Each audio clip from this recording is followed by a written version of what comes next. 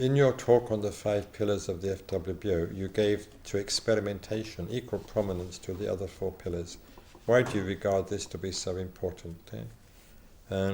Just very briefly, I did explain, of course, what I meant by experimentation and the conditions under which it was to be undertaken. I think experimentation is important because conditions change, circumstances change, and we need to try to find out what presentation of the Dharma or practice of the Dharma is going to suit the new conditions. And that may not always be immediately obvious, so experimentation is necessary. That's the brief answer. Then I read somewhere that a bodhisattva should defend his reputation against false accusation. To what extent should one defend oneself against accusation and rumour, and to what extent should one remain silent like the monk who was accused of fathering a child? Yeah? The monk, of course, was Hakuin, wasn't he?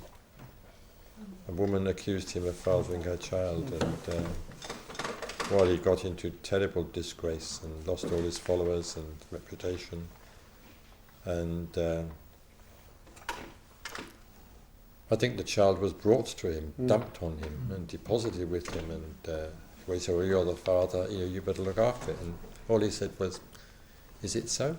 And he looked after the child. But a few years later, the young woman confessed that he wasn't the father, it was another young man. So they came and apologized and took away the child, and he said, well, is that so? This is the story that's being referred to. I would say there's a twofold answer here. There's 2 kinds of accusation and rumour. One, I think, is that which is based on an honest misunderstanding. Yeah? If you feel that someone has accused you of something or spread a rumour about you on the basis of a genuine misunderstanding of you or your position, just go and explain it to them and put the record straight. But unfortunately, it sometimes happens that people make accusations or spread rumours just out of bad feeling towards you, and they're not going to be convinced. In that case, it's a waste of time, trying to put the record straight. The best thing you can do is then to remain silent, like the monk, and hope that eventually their consciences will start stinging them, and that they will, put the record straight. It's very interesting that Hakuin did remain silent, because what else could he do? Because there's only himself and the woman who know the truth.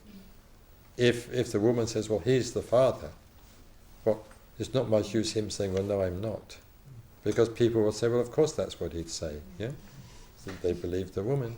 It's in the same when the Buddha was accused by Chincha of fathering her child, making her pregnant. What did the Buddha say? He said, sister, the truth of this matter is known only to us. Yeah? Yeah. So, how can it be otherwise? Apart from any possible witness, how can it be otherwise? The truth of the matter is known only to us.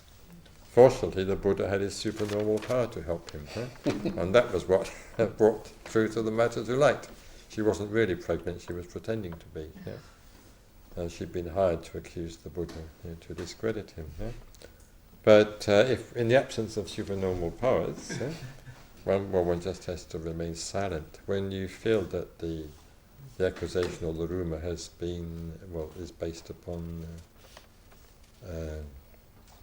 just a negative attitude towards oneself, which is not going to be changed. Anyway, I think that's all for the time being.